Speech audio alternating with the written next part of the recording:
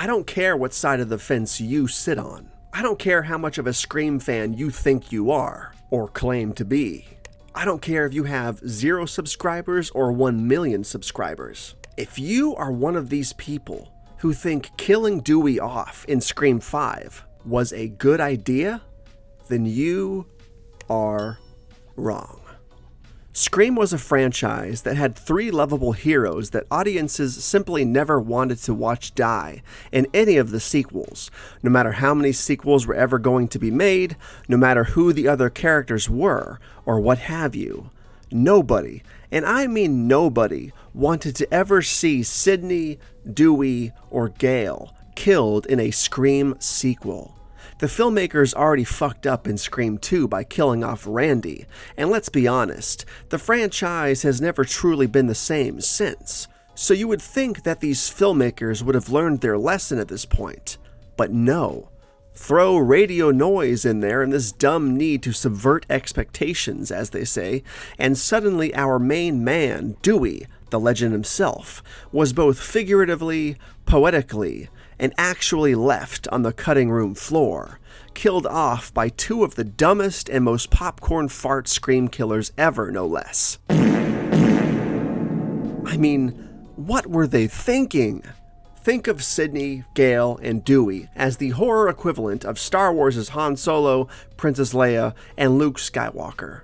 3 characters you love to see in sticky situations and dangerous confrontations, but ones that you never, ever, ever, absolutely under no circumstances want to see killed off. Thanks for fucking that up, Disney. And I don't care what the fuck Harrison Ford says. Killing off Han Solo was a mistake. So with that said, radio noise Han Solo'd our Dewey. I attribute this to a lot of the nonsensical fanboy bullshit that was floating around the interwebs in the few years prior to the release of Scream.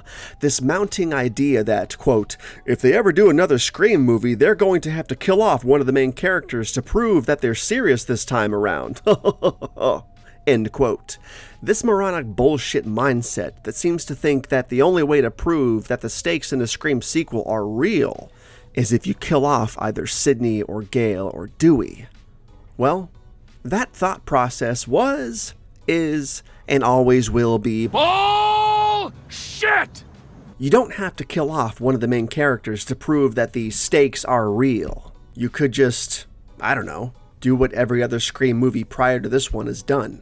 Give us a cast of lovable side characters and supporting characters and butcher them in terrible, terrible ways. You don't need to kill off Gale or Dewey or Sidney to prove that these stakes, in a fictional story no less, are real. What the fuck does that even mean anyway? Prove that the stakes are real this time. You fucking morons. You guys fucked it up. You people fucked it up. We lost Dewey because of your bullshit mindset. Way to go. Again, did we ever for a minute not buy into the action and drama and potential danger of a Star Wars movie because we knew in our hearts that none of the core 3 would die? No. The Empire Strikes Back and Return of the Jedi were filled with quote-unquote oh shit moments, tense moments, scenes of dread, and so on and so forth. And never once was the story impeded by the fact that we knew none of them would actually die. If the writing is good and the drama is good, you will still buy into it.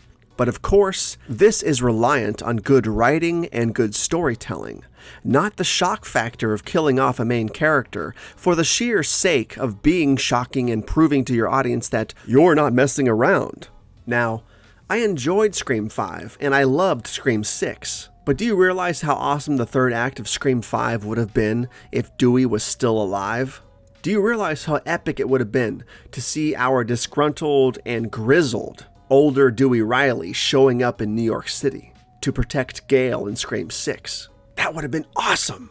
But no, we just had to have a main character die in Scream 5, didn't we? We just had to. By again, 2 popcorn fart killers no less. And specifically, at least according to Amber, her. She's the one who did it. And she was even more of a popcorn fart killer than Richie was. Plus, she's like 4'5". How does that work? Unless that was actually Stu who killed Dewey in that hospital, or perhaps Dewey himself is actually the ultimate killer and his death in Scream 5 was staged. I'll accept either of those options. Dewey's death was something Scream fans never wanted to see in a Scream movie, because frankly, having Dewey around is just more fun than not. And that goes for Sidney and Gale too. If you feel that strongly about removing legacy characters from the franchise, then write them out. Don't kill them off.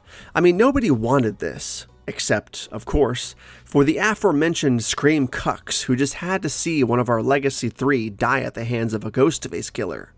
But again, come on.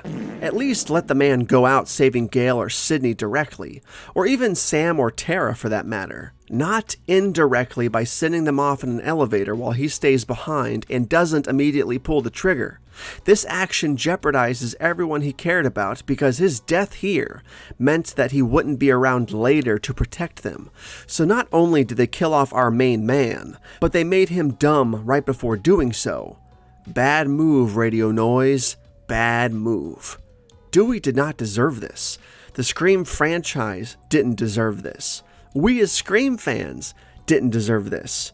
We deserved a chase sequence through Times Square on Halloween, where Dewey is chasing after the real Ghostface amidst a sea of Ghostface costumes, completely out of his element, completely bewildered, but all Dewey Riley, doing his best to save the day and protect those he cares about. But instead, they gave us this. In closing, Dewey should not have died. Scream 5 was okay, Scream 6 was awesome, but would have been even better with the active presence of Dewey Riley. And as was the case with Randy, the franchise will never fully recover from this blunder. I still say it could have been Stu in that costume though. I mean, look at how big that Ghostface is. Amber could have very well been full of shit. Anyways, love you, babe. Now get the fuck out of my face.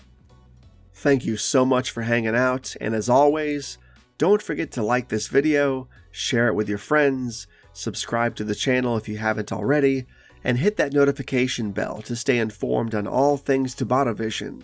And if for some reason you just can't get enough of me and want more, check out my other YouTube channels as well, and feel free to hit me up on social media, where stuff really gets weird. I'll see you next time.